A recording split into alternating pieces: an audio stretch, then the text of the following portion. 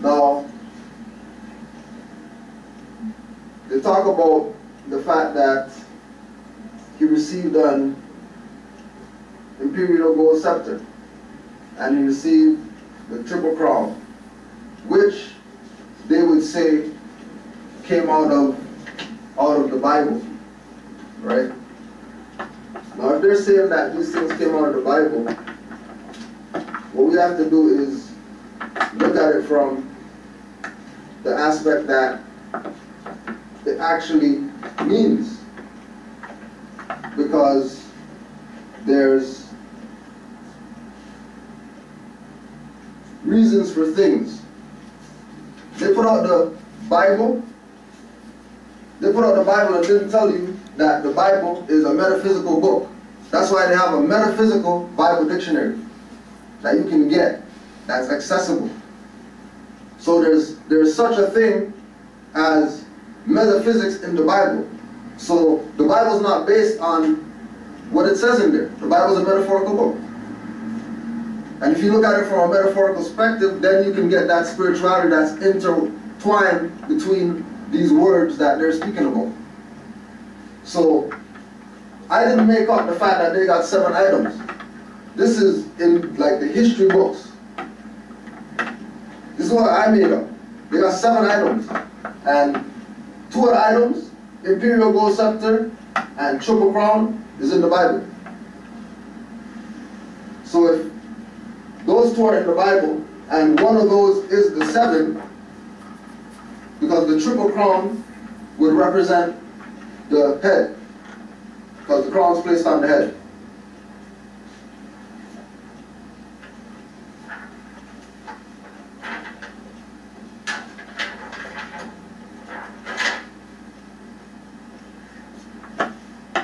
You also have to remember that there's balance.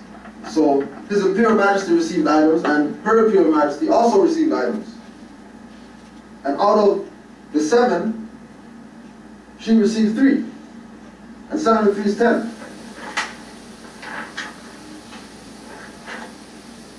And this is talking about the Kabbalah.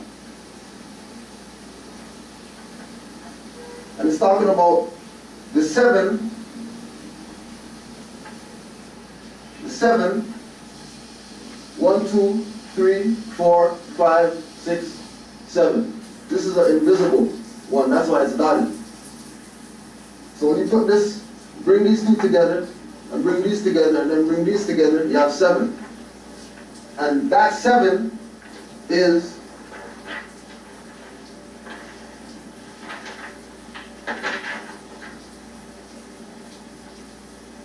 the 7 chakras. So the triple crown is the 7th chakra. That's why it's the 7th item. And the diamond ring is the 3rd eye, which is the 6th chakra. And then the 2 lances is the throat chakra, because the throat is connected to the double-edged sword, which is the mouth. And you express from your throat chakra when you speak. You don't talk from your mouth, you talk from your throat. And then it comes out your mouth. So the talking happens in our throat. The imperial gold scepter is the heart chakra, because the imperial gold scepter is based on the love that is not going to depart from Judah, based on this scepter. And the scepter is the heart chakra. And it's number 4, because the heart chakra is 4, and then that's where love and heart and all that's connected. The robe is the solar plexus. The orb is the navel chakra.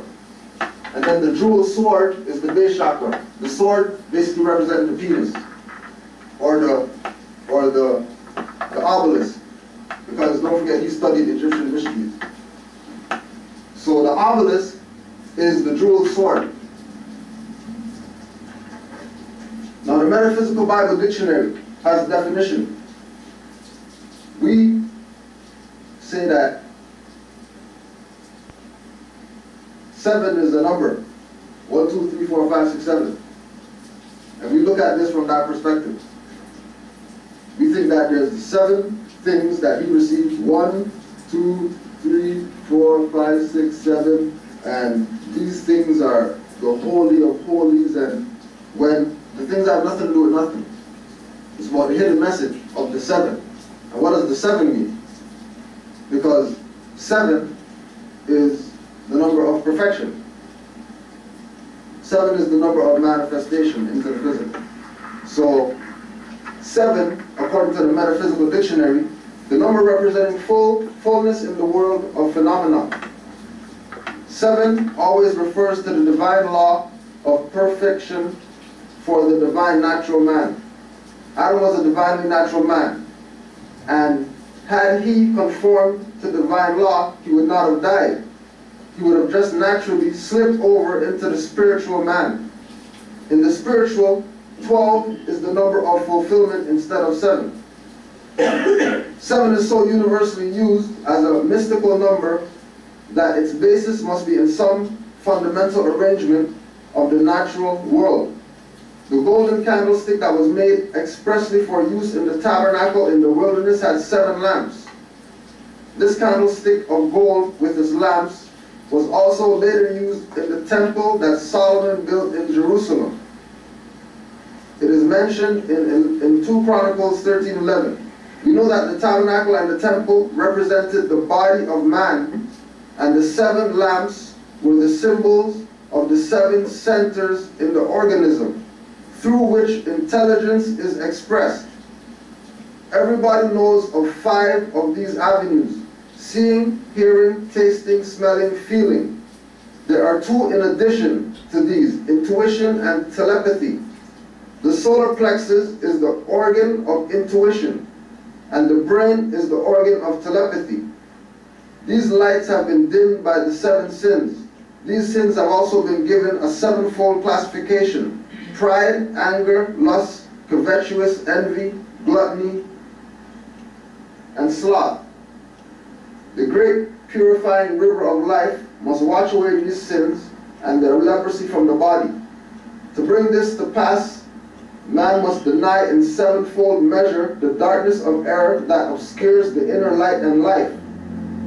The meaning of the sending out of the 70 by Jesus is that the 7 avenues are expression in man, and the 7 senses or 7 centers in the organism are to be trained in spiritual ways, and their efficiency is to be multiplied tenfold.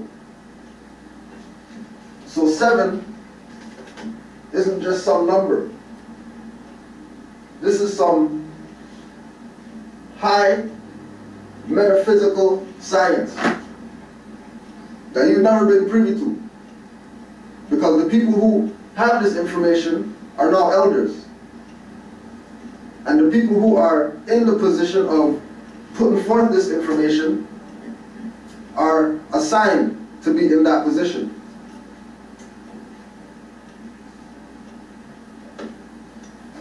So we have the promised key, and like I'm saying, all we're doing is bringing information that you might not have really thought about, you might not have really paid attention to, because you're just looking at this from some religious perspective, right? And we don't deal with any type of religion or anything like that. Now,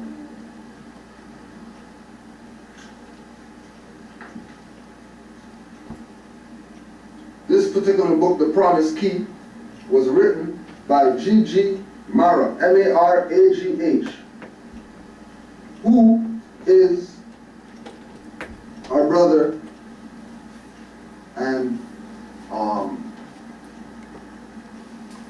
one of the first people to introduce the information, right? Right Honorable Leonard Percival Howell. We're not trying to, people misrepresented a lot of information that you've been given. He had 2 names, according to this book that he wrote. One name was Right Honorable Leonard Percival Howell, and one name was G.G. Mara. And in this book that he wrote, he explains what that's about.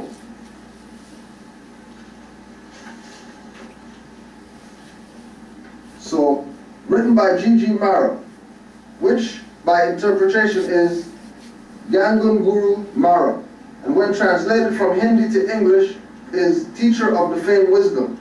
This book is stated by Dr. Hill to have been published in 1935.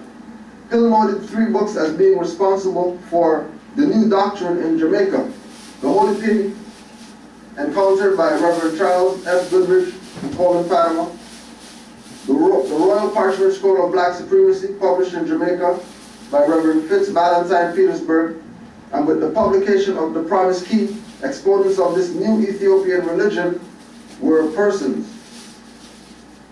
Now, a guru, according to what he's saying, is Hindi. Yeah. So what you're saying is that the Rastafarian faith is based on these 3 books? This is the origin of it? Yeah, these 3 books are what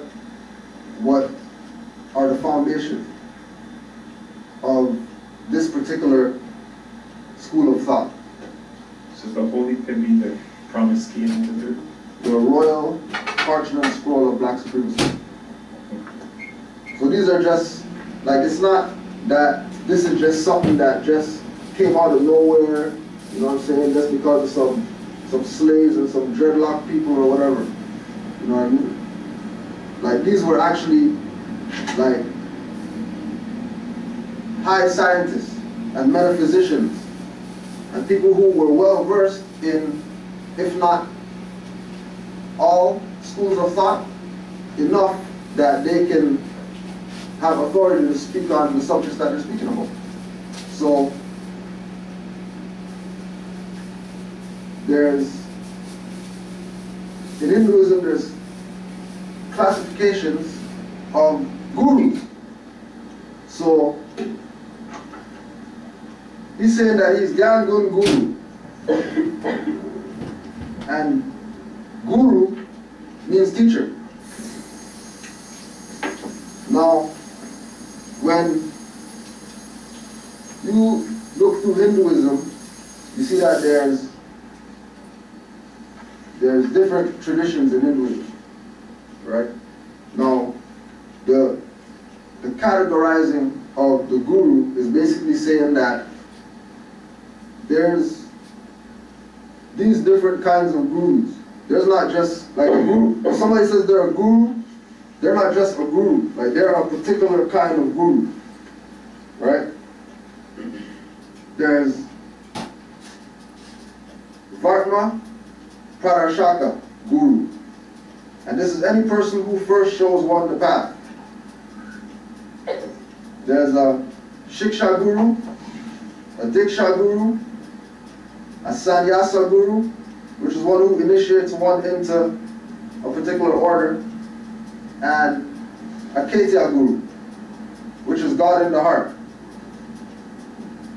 Now, with these 5, there's also Satguru or Sadguru, which means true guru or true teacher. And the title means that his students have faith that the guru can be trusted and will lead them to enlightenment or inner peace. In the presence of the Satguru, knowledge flourishes, sorrow diminishes, joy wells up without any reason, abundance dawns, all talents manifest. This particular guru was the Vartma Pradashaka Guru, the first guru to basically bring us some information. With him bringing this information, we have to go by this.